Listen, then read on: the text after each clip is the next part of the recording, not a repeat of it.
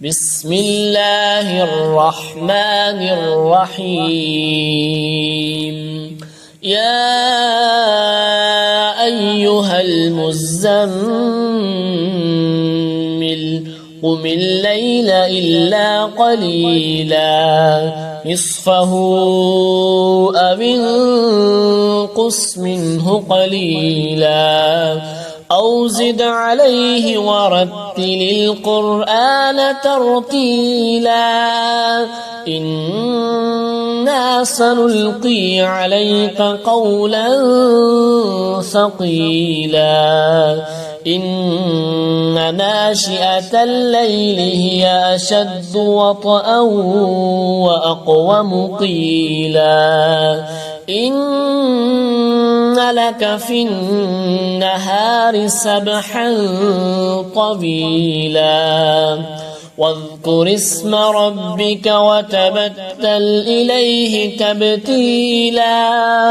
رب المشرق والمغرب لا إله إلا هو فاتخذه وكيلا واصبر على ما يقولون واهجرهم هجرا جميلا وذرني والمكذبين أولي النعمة ومهلهم قليلا إن لدينا أنكالا وجحيما وطعاما ذا غصة وعذابا أليما يوم ترجف الأرض والجبال وكانت الجبال كثيبا مهيلا إنا أرسلنا إليكم رسولا شاهدا عليكم كما أرسلنا إلى فرعون رسولا فعصى فرعون الرسول فأخذناه أخذا وبيلا فكيف تتقون إن كفرتم يوما يجعل الولدان شيبا السماء منفطر به كان وعده مفعولا إن هذه تذكرة فمن شاء اتخذ إلى ربه سبيلا إن ربك يعلم أنك تقوم أدنى من ثلثي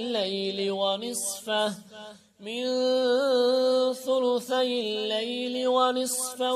وثلثه وطائفة من الذين معك والله يقدر الليل والنهار علم أن لن تحصوه فتاب عليكم فاقرؤوا ما تيسر من القرآن علم أن سيكون منكم مرضى وآخرون يضربون في الأرض يبتغون من فضل الله وآخرون يقاتلون في سبيل الله فاقرؤوا ما تيسر منه وأقيموا الصلاة وآتوا الزكاة وأقرضوا الله قرضا حسنا وما تقدموا لأنفسكم من خير تجدوه عند الله هو خيرا وأعظم أجرا واستغفروا الله إن الله غفور رحيم.